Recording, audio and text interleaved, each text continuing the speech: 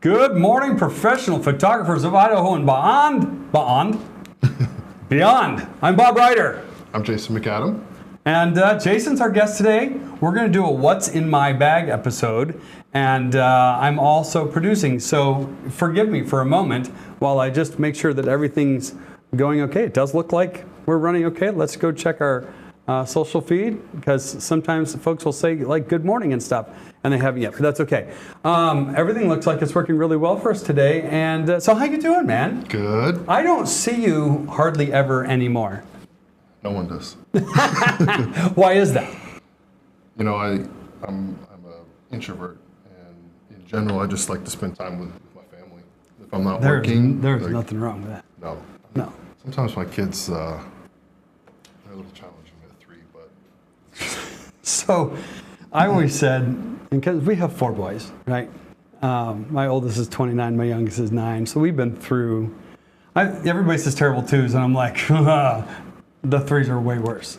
Man, I tell my son, I was like, Carter, I need you to stop. Like, he'll be screaming at his sister, trying to hit her. Stop doing that or I'm going to take your toy away. Take my toy away. And then I take it away, and then he just loses his mind. Welcome to 3. Yeah. Twins. Yeah. Yeah, that's got to be, that's got to be challenging. It is. The best thing, though, is like, we're almost out of the diaper stage. Oh, that's great. We're trying to work on the overnight That's a potty. life change. It's so nice. You're gonna be like, no diaper bag, no diapers. No diapers, and then they're trying to learn how to wipe their butts. They're just not like super coordinated. This is the first time we've had the wipe their butts conversation on the show, just so you know. Man, it's a struggle. That's awesome. My son's like, I did it. I was like, bro, you got nothing. you still poop on your butt. Oh man, that's funny. Do you have them using TP? I mean, this is like, welcome to Professional Diapers. I don't know. Do you have them using TP or like the diaper wipes? Wipes. Yeah. That makes sense. It's just easier. So in one of my retail stores that I had, we always had wipes on the back of the toilet. And we always had a very clean bathroom. And I had this old guy, I've told this on the show before, we had this old guy come in and tell me, because there was another bait shop a mile down the road. And he was bigger and newer and had more stuff. But we were the small, like hole in the wall, like what you'd expect going into a small town bait shop, right? You can get your ice and your drinks and your worms and whatever. But this guy told me, he goes, you know why I come to your store? I'm like, tell me. He says, because you have wipes on your toilet. I've always said in all of our businesses, the most important thing that we can do is have a clean restroom for our patrons. That's nice. It holds true because I think this is Bob's philosophy of business, okay? If you have a place of business where people use your restroom, you better have a damn clean restroom. Starbucks. Because it says an awful lot about who you are as a business. Starbucks, they like insanely, so I have inflammatory bowel disease and ulcerative colitis. It's a photography live, but challenging. Yeah. Challenging. Starbucks, cleanest bathrooms I've ever been in. That's good to know. Yep. Yeah, because you go to some coffee shops and you're like, ooh. Okay, so this is a great time to introduce. I need to kill the sound over on there. This is a great time to introduce our fall retreat, right? We're going to do fall retreat over in Baker City on September 22nd, 23rd, and 24th, and come back. Most of us will come back on the 25th, which is the Sunday. And there's a store over there, right, that like Larry and I were up there last week. We went and scouted. We drove like 250 miles up there, right? And there's a store in the front of their marquee. Says like it says bait and guns and like camo and hunting and canned goods and beer and deli. Deli. And we're driving by this. We drove by a couple of times because we had to go to the chamber a couple of times. We had to go to City Hall, and we just did a lot of recon, you know. And we go in this place. Oh, we're driving by, and he says, I'm going to stop there. Like, before we leave town, I got to stop there. Because, I mean, like, did you read the sign? I'm like, totally, dude. Like, we've got to stop there. And you go in, and it's exactly what you expect of a place that sells all those things and has a deli in the corner. And my first question, I walked in and said, do you have a restroom I could use? And the lady says, in the back. So I go find it, and it's really in the back. Like, this isn't like an area that you want your customers to see. And I walk in, I'm like, okay. And it's like, touch as little as you can, do your business, wash really well, try not to touch the door going out. And then Larry's like, they got a bathroom, right? I'm like, you got your shots? I'm like, you up on your shots? Anyway, but then we had food there. We got the fish and chips, and they've got these two small like bar tables right in the middle of the store in front of the gun counter. And we ate our fish and chips, and it was great. That's a little sketch, man. I don't know if I would have ate. But it's the kind of store, like, I've got a love affair with those small town stores where they're making a living. And they're providing, they've probably been there longer than the freeway truck stops have. You know what I mean? Like, this is a family that's been in this community since the late 1800s or something, and they've had this mercantile, and they've just crammed everything in that they could. Anyway, if you have a bathroom that your patrons use, keep it clean. Sam's is always clean. His studio, it's very nice. His bathroom is clean and nice. Like, I like the orange stuff they use, and it's a win-win. Yeah, it's good stuff. All right. Well, so we've talked about Fall Retreat. It's in Baker City. What I love about Baker City, so we've got a very nice conference room that we have 3 days of full access to. Where is Baker City? Baker City is 2 hours east on the I-84. Get on the interstate, go 2 hours. It looks like a truck stop. When you get off and go into their downtown, it's this phenomenal historic gold rush town from the late 1800s. So there's these historic buildings, and I'm a small town guy. I love my small towns, and this town really appeals to me from that perspective. And maybe an hour plus outside of town, there's ghost towns, or what used to be ghost towns that are now privately owned, and you can't go there and like take pictures or anything. But we scouted the whole area. There is a state park there that is a gold dredge. Okay, and I'm going to spend time there with my macro lens and photograph some of this equipment from when you can tell men at turn of the century were inventing ways to do things. And it looks like that dredge ran all the way up into the mid 1900s, like 1950s or whatever. Oh, long time. Long time. And this crazy, huge 4-story machine, it's 4 stories high, and it sits in 9 feet of water, right? And it's got this scoop dredge thing. And anyway, Baker City, like if you don't know Baker City, you're like, well, I passed Baker City going by, and it's just truck stops, like gas stations, and right. But if you go into town, it's this neat historic downtown. There's these beautiful Victorian homes. One of them's turned into like a bar, not a bar, like a brewery, pub kind of venue joint. And then there's other ones that are B&Bs. The Carnegie Art Museum is there. The County Museum is there, and the interpretive center that used to be elsewhere has moved into that museum while they're remodeling. So it's the museum and the interpretive center now. And on top of that, there's this huge, gorgeous park right next to the Powder River with a footbridge that goes to this conference room that's attached to the library. But we'll have full use of the conference room and the restrooms even while the library is closed. So it's just that the park and the conference room are going to be our hub. There's great accommodations there. We're not doing room blocks in a particular hotel because we want people to be able to choose where they want to stay and what their budget level is. Right. Makes sense. So I've got a campsite up there. We're pulling our travel trailer up. My wife's going to join me, and we're going to stay at the A-Frame RV park. And Larry's doing the same thing. We've already got our sites reserved, and it's like less than $40 a night. That's cheap. Yeah, to pull my travel trailer up there, have full hookups, and yeah. So cool. It's going to be a good retreat. We're leaning into this idea of keep it simple and social, which I think is really cool. That our convention is cram-packed, right? Our conventions are packed with just tons of information and classes all the time, and all day long, and then all into the evening, and there's always something going on. Fall retreat, we want social time. We're gonna do these classes, and we're gonna do shoot time, but there's time that you'll be able to go out, and if you want to go scope out these ghost towns, Sumter is out there, and Sumter is where the dredge is, and Sumter's kind of just a touristy little, like there's the coffee shop and the bar and some other things to serve the tourists that go to see Sumter. Nice. Right?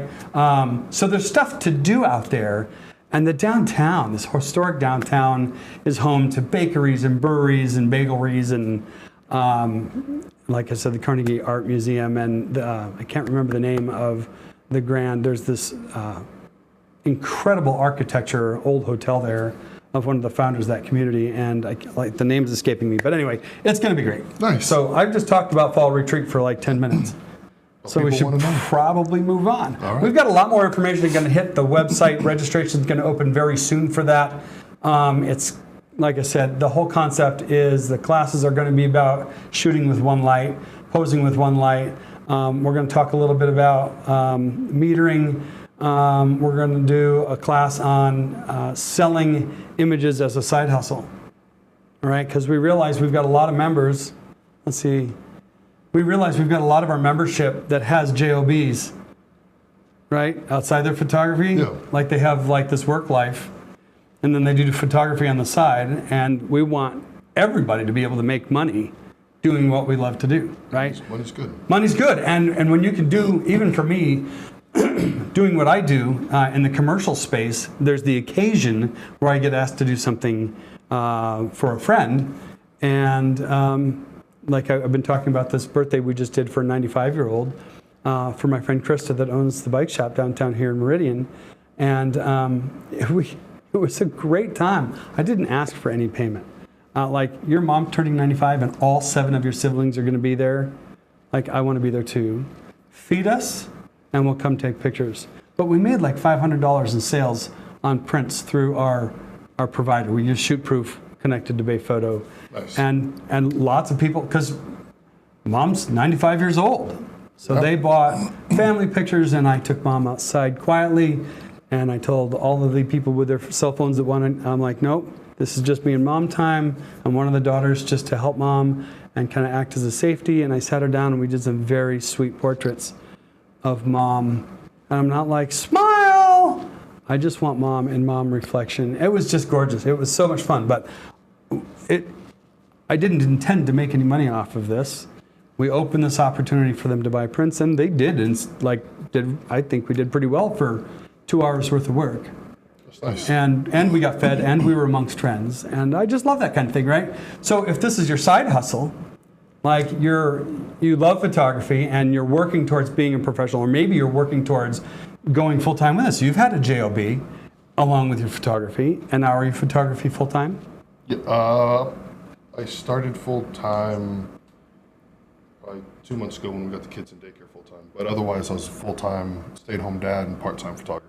That's awesome, right? So that's the reality of who we are as an organization, right? Whether you're a full-time photographer at the high end doing in-person sales, or you're a stay-at-home dad taking care of the family and doing photography on the side, or maybe you have a full-time day job out of the house that you work 5 or 6 days a week, and you're still trying to make some money with your photography because you love it. We're gonna teach you how to do that. It's nice. Right? And the whole idea is keep it simple and social so that we have a really good time. We want everybody to have a good time connecting. Right, exactly. Like, because that's what this is really about, is we gather with our friends. I mean, shoot, that's what photography is about in general. It's about those moments, right? Yeah. Yeah, super cool. Thanks for hearing me out on all of that. That's pretty cool stuff. I'm going to roll another lower thirds here about convention. This is just to save the date. We're going to be at the Courtyard by Marriott, same place we were this year. So next year's convention is March 30th through April 2nd. I'm trying to read the tiny letters scrolling across my screen and yours. And so set those dates aside on your calendar. You know where it's going to be and when it's going to be. And we're already working to build an instructor catalog and working on our judges. That's taking place right now. We're having those conversations. Aaron Anderson. Who's Aaron First Anderson? speaker. The guy's a phenomenal photographer. Okay, so here's what I want you to do. I want you to go clickety-clack with your fat thumbs and send me an email. All right. All right? Because those are great conversations. I think Mike Collins is going to help us in the instructor arena and just bringing in some great talent so that we can have a great convention. Not to sidetrack, the best thing about Aaron, I've talked to him. Dude, I'm always sidetracked. That's like squirrel! Well, sweet. So I love talented photographers, right? I mean, like there's a lot of them out there. The best thing about this guy is he's family-centered. And in general, I don't see like a ton of male photographers posting about their family life or their kids in general. That's true. And so he talks so much about his kids, and he does a lot of creative work with them.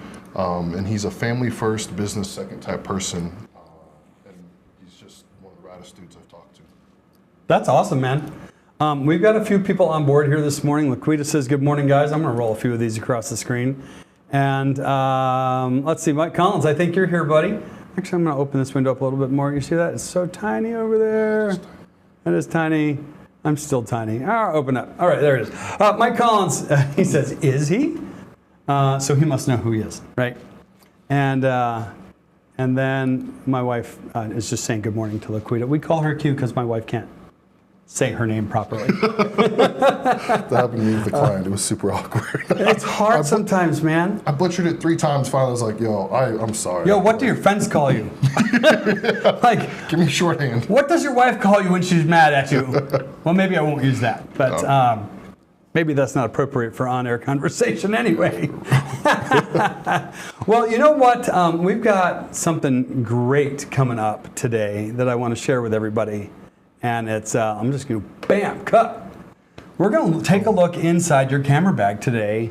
And you showed up, and this thing is a behemoth. It's massive, man. All right. So what I'd like you to do first, I didn't tell you this ahead of time, but I want you to plop that sucker up here on the table. Let's bring the camera back on. I'm going to shift gears. I want camera 2 to come in here. So you can see this tabletop. This thing's bigger than I am. Like, if I put this on, I would tip over. Whoa. Look at the scale of this thing. It's big. You said this holds 70 pounds. Yeah, I've loaded up 70 pounds, and when we were hiking through Olympic National Forest, I really didn't feel much. It helps that you're kind of a big dude. Like, whoa. Yeah. Right? I mean, I'm Yeah. packing a lot of weight too, so like, but in general, like when I've hiked with my son on my back in a Deuter, like it just kills my shoulders and my neck. But this bag, I don't feel a thing. And this is go ahead and close that for just a minute, right? I don't want to spill. Wow, look at this. So this is a true blue, like waist belt, Yeah. backpack, Chest strap. This is the real deal. Like this. Wow, And so who makes this? Atlas. Atlas. And I had heard of them before I asked you, and I don't know anything about So the best thing about this bag is I talked to the owner. I was like, hey man, I'm 6 feet tall. I've got very wide shoulders and a big chest. Like, I need a bag that can fit my frame without hurting me. He's like, this bag is designed for larger guys. So does this have a model? It's the Adventure Pack. Adventure Pack. And it's okay.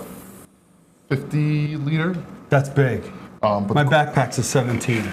My camera backpack's a 17. So the cool thing about this is I can open it up right on top. So this comes out, and I'm gonna pop that in tighter here. Let's get tighter there. so right in here, I have my 8200. Nice. I have whatever this thing is called. Let me see that real quick. That's the S2. Yeah, S2. That's the S2 bracket.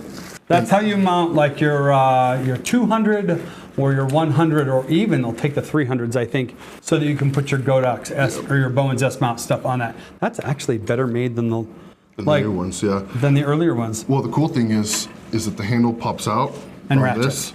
Yeah, because every time I kept hitting modifiers, and it's so frustrating. Yeah, they've made some improvements. This is the first time I've had this in my hands. This is so much better than their first series on this. I mean, That's an impressive tool, man. it really is. And, I mean, Godox does such a good job that I don't. I make no excuses for using Godox product. They make a phenomenal gear. In fact, I have to say that ProPhoto is now knocking Godox off. Well, and the cool thing about Godox is they're getting into the continuous lights. They The are. LEDs, In fact, and the RBGs too. I was using a set of the Godox SL60s, which I have for sale. If you're looking for a set of video lights, I'm offering a pretty great price on them. You'll save about $80 on a pair of lights. So instead of spending closer to $300, you'll spend $200, which is great. But anyway, SL60, got a pair of Godox lights for sale. I actually went to the Aperture brand with these Amaran series lights, and I love them. They have some features on them. Maybe we'll do an episode about that sometime, talk about why I have the MC units, I have the 300 D2, and I have the 600D. Yeah, for video lights? Yeah. Wow. And I actually use them a lot for stills. Do you? Yep. See, I can't do that. I'm such an old... I'm a dinosaur, man. I love my strobes. I use the strobes for a lot of basic portraits, but for like my creative work where I introduced haze and I want to create an atmosphere and then I start adding colors, it's much easier for me to build onto the set with continuous lights than it is with strobes, especially when the atmosphere that I'm doing is constantly changing. And it's a little bit more cumbersome because you have to find power outlets, but I don't really care. Back to the old days where we plugged things in. All right, S bracket. Yep. That's the S2. Cool I thing, like that. That's good gear. Like you literally can stuff so much stuff down in here. It's insane. You have access to actually the back, to where your camera gear is inside here, which you can't really see very well. Okay, so you can get to it from inside the top. Yeah, but you just filleted this dude, and it like totally opens like the camera bag. and Looks then- like you've got this big mesh pocket up here on top. Yep, it's 100% waterproof. I was gonna say it has that waterproof like Gore-Tex feel to it almost. Yep. So in Olympic National Park, it literally like downpoured on us. Oh yeah, you've got sealed zippers and everything. Yep. Man, that's I just have a bitchin'. place with padding for a laptop, so it's great. I mean, this thing is an all-in-one for me. I actually take it often to my real estate shoots just because it has everything in case I need anything. If at this point, if it's better for you to put this down there and put your gear on the table, let's do that. And I'm going to put your slide up that has your gear on it while you make that transition, so they don't have to watch this kind of thing go on. We're just going to let them get situated for a minute, and I'm just glad that you folks are on board today. And I think everything's working great. Comment to me, if you wouldn't mind, and just let us know that 5x5, I guess is what we call it, right? Is just let us know that the sound is good and the video is good and everything's working great for us for today. And it looks like he's ready, so I'm going to come back. You got that on the tabletop. We'll come back just like this. Buddy. We're back. We're back. So I have the Sony Alpha One. So you are our first Sony shooter to share their kit. That's sad.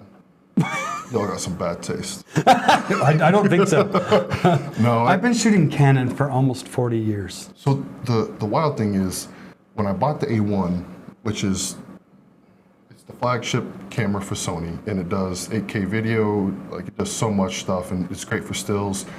I had no intention of doing video, but I was like, well, maybe I want to do home videos with my kids, and I get it. and now that I'm switching gears to video work, it worked out great. And Sony in general, there's no other camera brand right now that does video like Sony does. Well, Sony has kind of pioneered. Well, actually, Canon was the first to introduce video to a DSLR in the 5D Mark II series. I don't know if you knew that. But Sony has always pushed that envelope on their cameras, even back in the old days, like 4 years ago, 5 years ago, when their bodies would overheat because they're pushing that boundary so much, right? And they still overheat. Well, I mean, 8K, come on, right?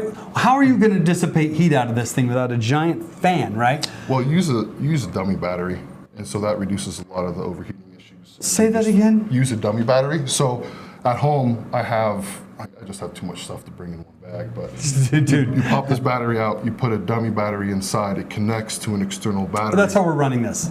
Yeah. We're running power cords to dummy batteries. Yep. Yep. I get that. Yeah. Okay, so it that's just what you're helps doing. Yeah, and then just pop the screen out, make sure it doesn't get too hot. But I mean, if So that relieves a little bit of the heat from the back of the body. Yep. Oh, that makes good sense. Like right now, where everyone's dying in this heat, you're gonna overheat. You're going to overheat, yeah. So. All right, so listen, I want you to talk more about, because you weren't always, you didn't start Sony? No, I didn't. I started with Nikon, so back in 2005, I went to school at Brooks Institute of Photography, who was later sued for tons of illegal things. And they recommended you shoot Nikon. So I bought a whole kit of Nikon, ended up dropping out of school. I was afraid I couldn't make money as a photographer, and I grew up poor, so I wanted more financial stability. Mm-hmm. So tried going to criminal justice, psychology, business and accounting. I was like, these things suck. Not what you want to do. Not what I wanted to do. And then my parents died. My dad died when I was 26. My mom died when I was 29. Wow, dude. And I just had like this realization that I'm almost 30. I want to burn the restaurant that I worked to the ground. I'm not happy at all with the decisions that I've made career-wise. Were you bartending back then? I was serving at Ruth's Chris Steakhouse. Okay, and that's about, well, I don't know if that's when I met you, but Yeah. when I first met you, I was working you there. were still working there. Yep, I was working that, and I started getting into photography. My wife and my mom owned That was a like duplex 5 years ago. Yeah, Yep. it was wild. So they sold that, or my mom died, we ended up selling a duplex unit, and with that money that we had, I was like, hey, Joe, how do you feel about me getting back into photography? I always loved it. And so she was like, yeah, go ahead. So, one, my wife has always been like super supportive of this. I was going to comment on that, and I don't think I've met your wife, but I know she has always supported you in your endeavors, and that's meaningful to me because my spouse, my wife, is super supportive of all of the crazy things that we've done. I mean, it's tough. I think in taking the leap in business, and oh my gosh, is this the right thinking? Just going on a limb and having faith that one way it's going to work out.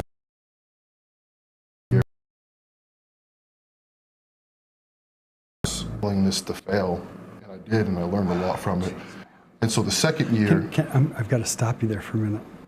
Okay, that willingness to fail. Dude, we need to do a whole episode on that. Yeah? Yeah. Why don't we do that? That's so right. August, folks. So I'm gonna interrupt your story there. We're gonna come back to second year. Okay, in just a second. I've got Jason this week. I don't want to. Well, Sky's coming in next week, and that's the end of our summer series. And then we're going to do a What's in My Bag once a month. Okay, so in August, at the end of August, I've got Brenda Leap coming in to share with us.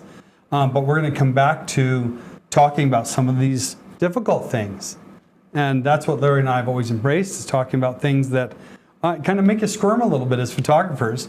And let's talk about that permission to fail for a minute. Like, that's just huge, right?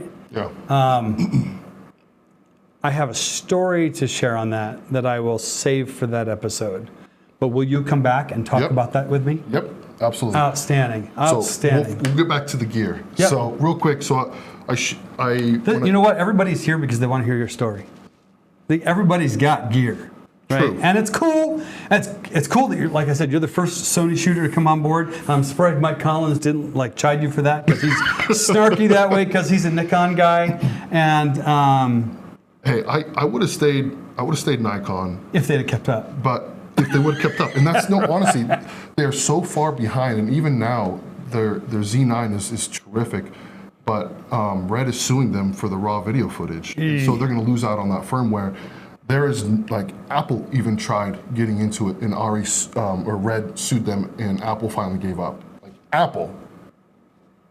Well, Red's doing some amazing stuff, and I don't know if a lot of our folks probably have never touched a Red camera, but they're great. I mean, they have nothing on an ARRI camera. I mean, ARRI is like, they're out of this world, but that's also like 30, 40, 50, 60,000 for that. Yeah. So back to our route. Yeah. So I saw Sam shooting with his A7R3, and he had this eye autofocus. I was rocking a D850. I was like, Sam, what is this doing? Like, it's just going straight to the eye. I was like, this is cheating, bro. Like, how is this? And he's like, honestly, the best thing about this is you're not focused. You have a larger focus points. And he's like, I can talk to my clients. I can focus on everything else other than making sure everything's in focus. And my keeper rate is sky high. It's like, it's 90 some odd percent. Yeah. So I told Jill, I was like, yo, I got to switch. And I told her why. And she's like, all right, let's do it. So I ended up eating a couple thousand and switching over. I bought an A9, which was great. I've always bought cameras. So the A9 is for sports, typically, it's a journalist camera. But I always wanted high FPS so I could shoot my kids. I didn't want to miss a moment. So that's why I've always gone with that. And when the A1 came out, I was like, hey, love, like, I'd love to upgrade. A9 was a little outdated. I want to get into video work potentially. And I was like, yo, I'm going to be honest, like, the camera's 6K. This is a lot of money. And so before I told her the price, Chris Boucard, who's Sony ambassador, shot Milo on A1 entirely. I was like, Jill, watch this. This is like badass. She's like, wow, that's amazing. The camera I want just shot this. It's 6,000. Can I get it?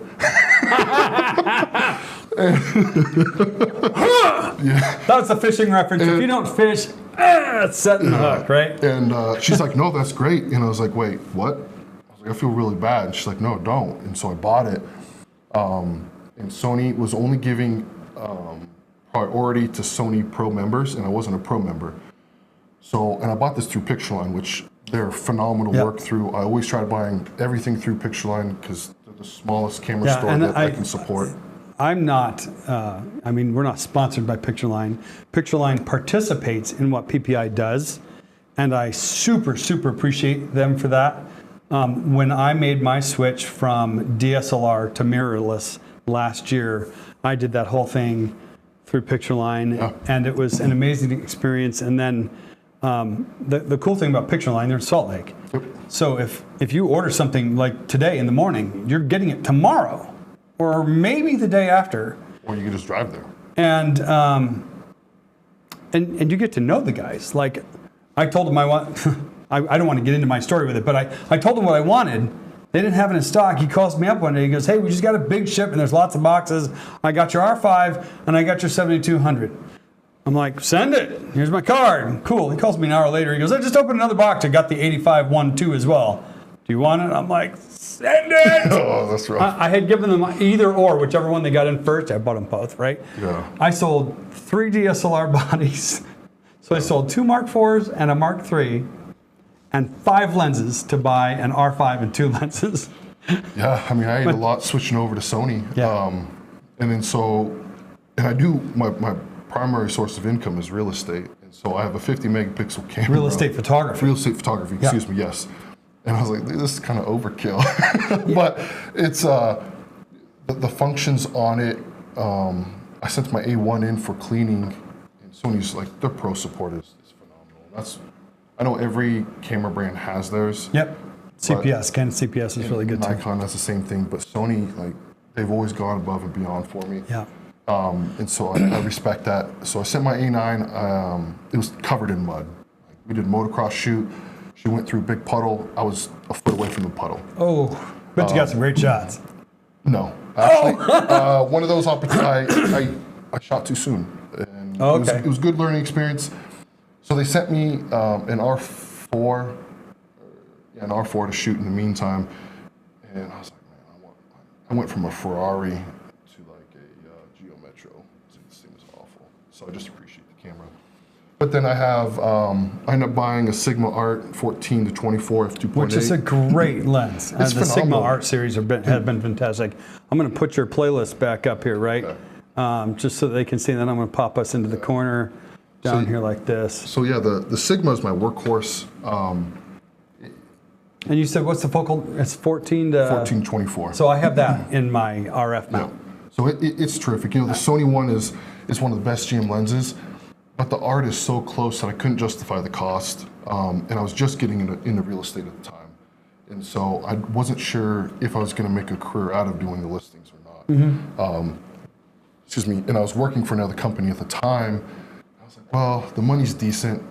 I lied. The money was awful after I broke it down. I know that story. So you had to break up with that company. Yep. And went on your own. Yeah, I went on my own, and just having that leap of faith, and I end up, I work now primarily with one of the best real estate agents in the state.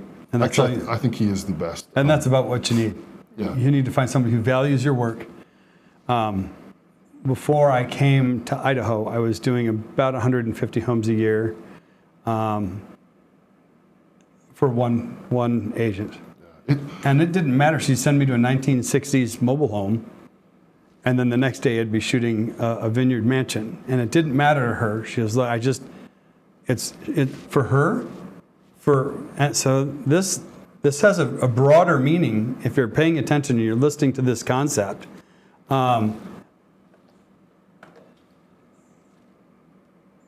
For her, outsourcing her imaging was a checkbox, and she could concentrate on her sales. It's a pain point, right? Right, it's a pain point for her. And we solve it. And listen, folks, we're photographers and creatives, right? We have a lot of pain points of our own, and this speaks a little bit to outsourcing, but I don't necessarily mean it has to be outsourcing your images. It could be outsourcing your financials. It could be outsourcing graphics design. Just because I can do it in Photoshop doesn't mean I'm good at it. I outsource 90% of my work. I have 2 editors that I work with. One does my basic real estate work. I have a second editor who does a lot of my fine tuning on the real estate images. If there's stuff that needs to be removed, large amount of cords. I do a lot of minor removal, like blind cords, stuff like that. That's nuisance stuff that's quick and easy. That's quick and easy for him, okay, but not for me. All right. Because I got other stuff I want to do. So I just outsource it all to him. Like twins. Yep. And it comes back and it works great with my workflow. And I work primarily with, for that agent, I work with a guy named Tyson Persefield. And he is the nicest person that I've worked with. That's he's like a giant teddy bear. He's not a giant, like I'm bigger than him, but I envision him as a giant teddy bear. Big teddy bear. And he's super nice. He gives me great feedback on what they want done differently, or what was great, what worked for them. That type of feedback is super appreciative. And they let me know, their stager was like, hey, I'd love for you to start incorporating a little bit of editorial style shooting with it. And I was like, all right. So I end up picking up. Good, we're back to the kit. Yeah, back to the kit. Good, because we got like 10 minutes left. So I picked up the Sony 35 GM Prime 1.4. So honestly, I'll stop it all the way. Wide open. Wide open. Yep. And it gets that shallow depth of field and that editorial style, and they love it. So I'll do maybe a lot of detail shots with it. These are sexy ass lenses, too. And it's super lightweight. Yeah. So I love it. That works 35 great. millimeters. So yep. 14 to 24. Mine's a 14 to 35. F4. I didn't go with a wide lens or a wide aperture. What is yours? 2.8. 2.8. See, I didn't think I needed to spend the money for the faster glass because I'm shooting architecture with it, right? Yeah, and you're not going to shoot 2.8. Yeah. Yeah. So 12 to 24. So that's your real estate, yep. and your 35 is your detail stuff. I also do I do some freelance work for local magazines, so it's a great environmental portrait lens, which is super great. Autofocus is stellar. It just came out, I think, 3 or 4 months ago. And this is Sony branded. Yep. So everything else I own is GM. So I have 135 at 1.8. It stands for like G Master or something like. Yep. Yeah. It's their top end. Yeah, top end. Yeah. So the 135, I owned an 85 and this, so I sold the 85 just because. The 135, the compression. Oh my gosh. This is the lens that I take so many portraits of my kids with. Yeah. It's Canon's isn't yet out, but they've announced it, and that's a foregone conclusion. Their EF mount 135 was hit and miss. You either got a good copy or you didn't, and they never updated it. Yeah. I had it way back in the FD series. This is manual focus, dinosaur. Manual focus age, film. I had their professional FD mount 135, and it was phenomenal. Yeah. I never found that with the EF lens, but I expect when they come out with their RF mount lens, it's going to be a really nice piece. So I'm envious. This is really something sweet, right? I use it for my headshots too. Yeah, it's great. Yeah, we'd go to that. And then the other one, I had the Sony 24 to 70 GM Mark 1, but it was too soft. So that's a 50. So I rented so Sony gives me free rentals for gear I want to try out before I buy. So I rented the 50 and at 1.2, and I loved it. So just for consistency's sake, I'm going to show folks, because all of his lenses here seem to have their lens hoods on. So just for consistency's sake, I'm showing you what they look like with the lens hoods on. Yeah, and the 50 is great. I use it for all my portraits minus headshots. Okay. And then I'm going to add a 100 to 400 GM for sports. Yeah. So I had one of those. I actually sold it to my church. I don't shoot sports. Well, I don't either. So I bought it to shoot sports, and then I'm like, a year later, I'd used it twice, and I'm like, that's just way too much money to sit on the counter. Yeah, right? I do. I love shooting high school football. Right now, I'm shooting Marsing football for a good friend of mine who's trying to turn the program around. And this is first year Marsing has like 25 kids on the varsity team. And so I got to know their head coach, and I consider him a good friend, and I believe in what he's trying to do for the kids. So I just go out, shoot, and I mean, like, how cool is it as a high school, like, yo, man, I got this photographer coming out to take pictures of me playing. Yeah. So that's where I would shoot proof that stuff, so parents can buy images. And that's the thing is... So we're going to talk about that at Fall Retreat. And that's a good idea, but I don't care about the money. But I'm going to argue this. I'm going to talk about this at Fall Retreat. You are not even giving those parents a chance to buy images. And I'm not talking about digitals. Some parents want prints of their kids. Okay. You are not even giving them that chance. I mean, it's not about the money for you. That's fair. It's about solving a problem, right? That's what we're here to do. If you haven't figured that out in your photography, right? That's what we're here to do. I solve problems for my corporate clients. You solve problems. You're shooting sports. Great, they get it on their phone. But you get a badass picture of a kid making a great play. Mom or dad wants that print in his work, in his office at work. Well, I hear you. That's good. I'm serious, man. I know, I can tell. You're getting that look in your eye. We think of it as being salesy, right? Yeah. Well, look, I'm trying to push prints on these people. It's not salesy. It's solving a problem. You're giving them an opportunity. If they don't want to buy prints, they won't buy prints. 50% of them will. That's true. It is true. So at least give them the opportunity. And then I'm not talking about the margins that we might have on like what Sam might sell as wall art, or what I might have had in my formula when we were doing that kind of photography, where we'd do a family or family groups and we'd sell wall art for that. I'm not talking about those kinds of margins. I'm talking about lower margins. It's higher than what they'd get at Rite Aid. You can't go to Costco anymore and get prints, by the way, right? Yeah. So you're giving them an opportunity to just all in one be like, look at the pictures and be like, wow, I love these pictures. I wish I could just get a couple of prints off of this, maybe a couple 8x10s. Great, my 8x10s are like 25 bucks. They're happy to buy them. Okay. That's good. Yeah. All right. All right. So I'll switch that up. So you got, dude, you have to, because absent that, they don't have that opportunity. I didn't even think about that, to be honest. I just kind of, Well, because your comment to me is what I've heard over and over. We're going to talk about this in Fall Retreat, folks. Okay? You need to come to Fall Retreat. This is a complete mind shift from I'm trying to make money to I'm providing an opportunity. I also found out, we're going to go over time, right? And how much more gear you got? That's it, man. That's all I brought. Oh, good. So we can go into this a little bit. I learned about 4 years ago, I was doing a family session, maybe 5 years ago, I was doing a family session for a local dentist, and I had packages, and my highest package was about $4,000. And I made a comment that that's just for the people that are kind of nutty and want to spend more money than they should. And he goes, well, that's probably me. And I'm like, ugh. What a dumb thing to say to a client, just because it's not my price point. Yeah, it's true.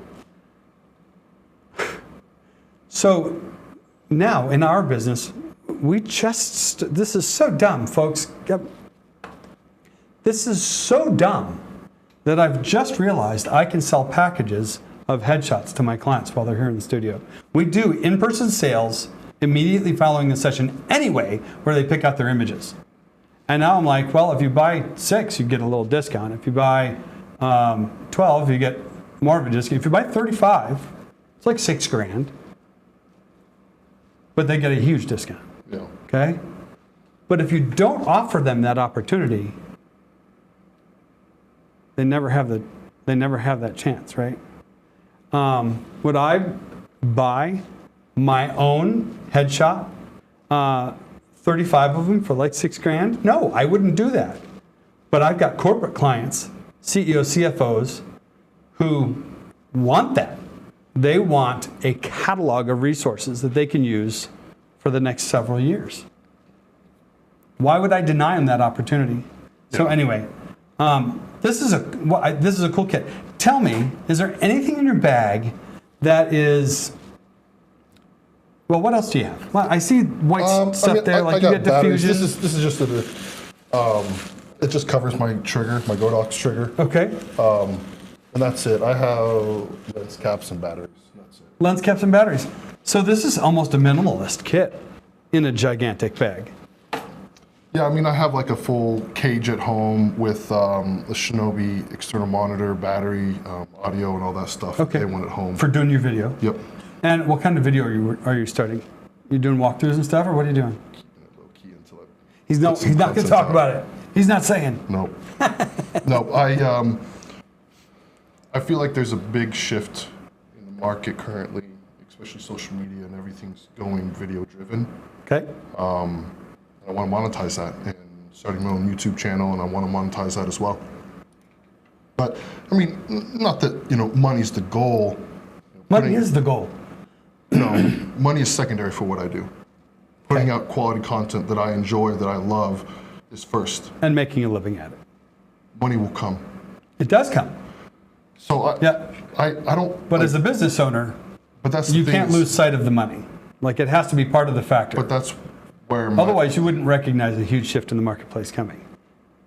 I see that, but I'm not doing that for the money. I'm doing it because that's where I can continue to create work that I love and work with people that and that's I love. super important, because if you're not creating work that you love, you're doing work that you hate. So like one of the biggest things is I listen to a lot of Gary Vee.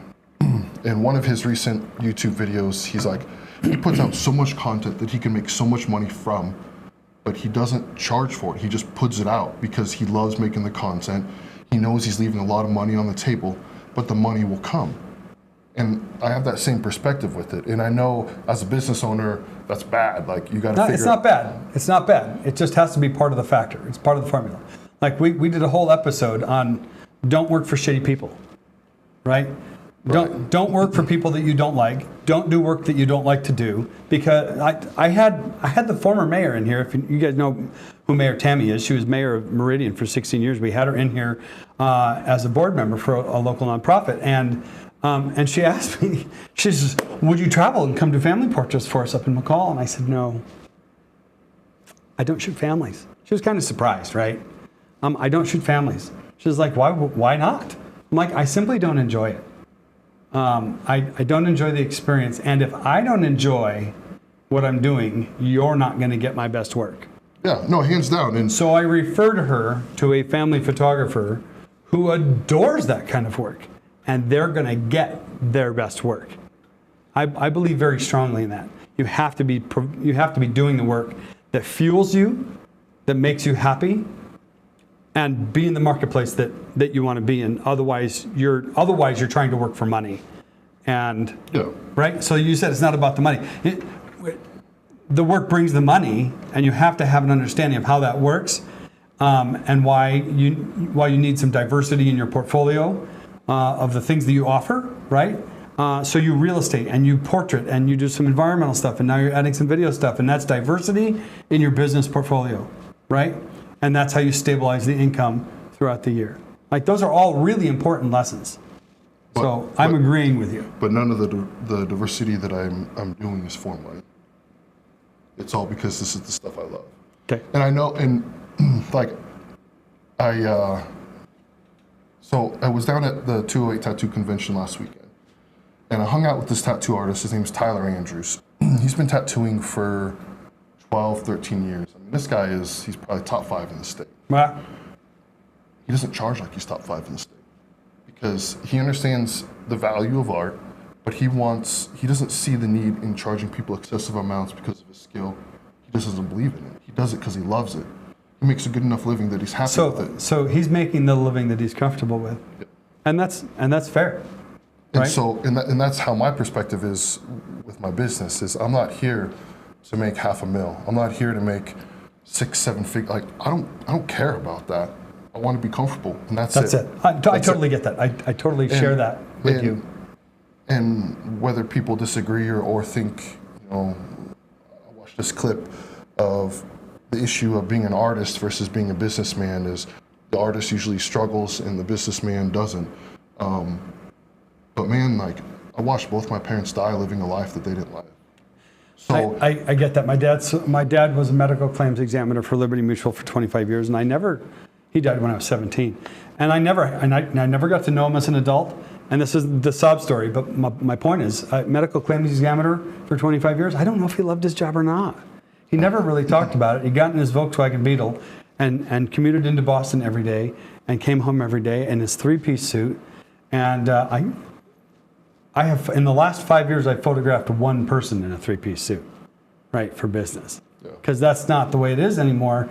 So I'll tell you, I think you said there's the creative on the left and the businessman on the right. Where does passion lie in that? all of it. It has to lie in the art. It has to lie in the art, and for me, those two come together. My business and my photography come together in passion. That's my business model. In fact, if my wife and I sat down and drew out our business model, and it looks like an oval in the middle with a few lines coming out, maybe 6 of them, the things that we do. But in the middle of it lies a single word, and it's humanity. And when I have conversations with people, I had a conversation with a gal with a major nonprofit last night at a networking event, and I was surprised that she was so attentive. She was interested in what I provide, but I think she was more interested in the fact that I was talking about it with this passion about what I get out of photographing people up close. Yeah. That's a different experience, folks. I know a lot of photographers. That don't photograph people. Well, I'm a landscape photographer because I just don't want to photograph people. I'm that opposite. I don't want to photograph a stagnant landscape. Not that there's anything wrong with landscapes. It's like Dennis Dorr and Dennis Hammond and just there's so many talented people doing landscape photography. I'm thrilled that they love that because I don't. I want to we start our headshot sessions at that table. And we sit and we talk and we have these great conversations. Sometimes they go way too long. And then we get in front of the camera, and what I'm getting is they're out of their head already. Well, you create vulnerability before you have the portrait session. Oh, vulnerability. And so when you drop your guards. You are such a deep dude. I mean, I think in order to be passionate with your portrait work, you need to be. Because how else, and I know you agree with this, if you're not connecting with your client, I don't even consider them clients. And They're friends. I feel like that word is like They're a friends dirty from word. the moment they walk in the door. Like hands down. And everyone that I've photographed, I root for them. Yeah. And I love following them on social media. Yeah. I photographed a gal named Jess Sailors. She owns French's Joy Staging. And my wife helped me out. She hung out with her kids while Jess was getting her makeup done. And we got her little kids' makeup done. And it was an amazing experience for my wife and I, and for Jess and her family. And I see her business continue to grow, and it's amazing to see. And we talk once a week. And so that's a really good nexus into just wrapping up because we're running long. But I can say, in fact, I'm going to skip that slide because I already mentioned it. I'm going to come to this, I think, next. What you just talked about engaging with others at a level that you're enjoying their success, right? Yeah. It fuels me. There's a guy named Ahmad who works for Zions Bank in Boise. I photographed him probably 3 years ago. And he's a frequent poster on LinkedIn. He's frequently in my feed. He's an incredibly intelligent human to start with, which I love that. You're one of them too. I love spending time with intelligent people because you just come away feeling smarter, right? But I've been talking about him lately to other people. And I'm not sure why, except that I think of him frequently. There's another gal, Stacy Gunnarsson. I photographed her a few years back. She's in my portfolio. And I remember the moment we'd finished with the work. We'd taken the pictures. And I just remember, like, so why now? Why are we doing headshots now? I'd love to ask that question. Why now? Why are you doing this now? Why are you selling your home now? It's a great question to ask a homeowner. Why are you selling your home now? You're going to get a story, right? I asked Stacy, why now? What drove you to do headshots now at this time? She says, well, 2 reasons. I just lost 100 pounds over the last year. And I was like, I want to hear more about that experience. I want to hear more about that. And then she said, I've had a long career in managing healthcare for seniors, senior living communities, and now I'm transitioning into helping seniors from their home into facilities, and we're covering the real estate end of that, and the move end of that, and the care part of that, and it's called Granny on the Move. And man, this is a conversation I had 3 or 4 years ago, and I still think of Stacy often because of this conversation. It was deeply profound to me. Because you connect with them on an emotional level, and I think after COVID and during COVID, I mean, I think like so many people lost so much, and it was a struggle for so many of us. And then we see like these big corporations like Best Buy, Amazon, Walmart, Home Depot, Lowe's, and they're raking in like they're having the highest quarters and truly years abusing that they've had. people, truly using up their employees. And it's awful. And then we realized how alone we are, except for each other. Our community. If we're not building our community up and we're not empowering other small business owners and rooting for one another, then what are we doing? So you want to talk about this next slide? I'm going to put this up. We're going to close on that thought. Okay. If we're not building each other up, if we're not building a community, if we're not supporting each other and caring for one another, right? Yep.